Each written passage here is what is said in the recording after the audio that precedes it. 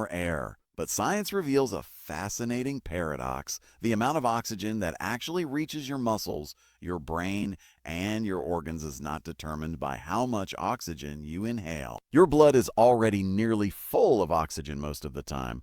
Under normal conditions, the oxygen saturation of your blood is typically between 95 and 99%. That means the red blood cells that carry oxygen are already almost completely loaded. Oxygen advantage the simple S, so if the oxygen tank is already full, breathing more air cannot significantly increase the oxygen in your blood. Instead, the real question becomes this: how does oxygen leave the blood and enter the muscles and tissues where it is needed? The answer lies in one of the most important physiological principles you will ever learn, a principle discovered more than a century ago called the Bohr effect.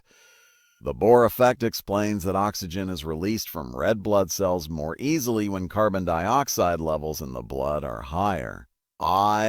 In other words, carbon dioxide is not simply a waste gas. It is a critical regulator that allows oxygen to be delivered where the body needs it most. Think of oxygen as a valuable resource stored inside a warehouse, and carbon dioxide as the key that unlocks the warehouse door.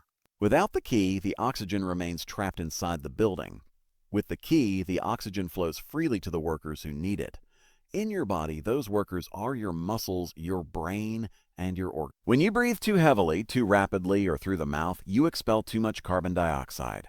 When that happens, the warehouse door begins to close.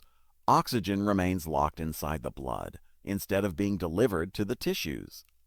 The result is reduced oxygen utilization, increased breathlessness, and lower physical performance.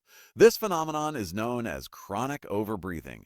Chronic overbreathing does not always appear dramatic. It is not always the frantic panting you might see during a panic attack. Often it is subtle and constant. A person may breathe slightly faster than necessary. They may take slightly larger breaths than the body requires. They may breathe through the mouth instead of the nose. But these small habits, repeated minute after minute, hour after hour, day after day, gradually alter the body's chemistry. Over time, the brain becomes more sensitive to carbon dioxide. Even small increases in carbon dioxide trigger the urge to breathe more. This creates a self-reinforcing cycle where breathing becomes heavier and heavier, pushing carbon dioxide levels lower and lower.